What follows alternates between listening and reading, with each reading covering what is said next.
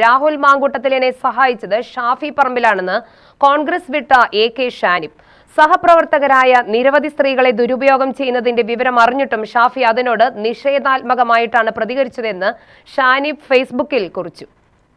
കഴിഞ്ഞ പാലക്കാട് നിയമസഭാ ഉപതെരഞ്ഞെടുപ്പ് കാലത്താണ് ഷാനിബ് കോൺഗ്രസ് വിട്ട P. സരിനൊപ്പം CPM-ൽ ചേർന്നത്.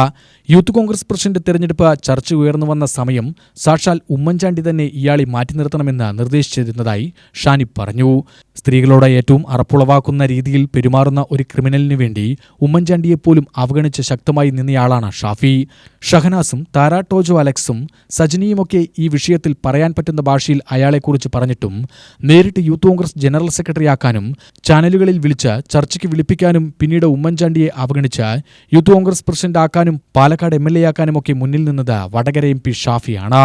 പാലക്കാട് വീടുകളുടെ തറക്കല്ലിടൽ ഷോയിൽ വന്ന നടികളിൽ ഒരാൾ എനിക്ക് ഷാഫി ചേട്ടനോട് പ്രണയം തോന്നിയിട്ടുണ്ട് എന്ന് പരസ്യമായി പറഞ്ഞിട്ടുള്ളയാളാണ്.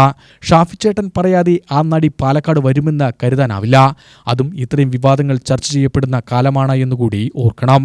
പേപ്പട്ടി കടിച്ചതിന് കുഞ്ഞുങ്ങളെ കുറ്റപ്പെടുത്തിയിട്ട് കാര്യമില്ലല്ലോ. കൂടെ നിൽക്കണം. അല്പമെങ്കിലും മനുഷ്യത്വം ബാക്കിയുള്ള മനുഷ്യരെ കൂടെ നിൽക്കണം. ഷാനിബ് സാമാന്യം നീണ്ട ഫേസ്ബുക്ക് കുറിപ്പിൽ ഇങ്ങനെ പറഞ്ഞു.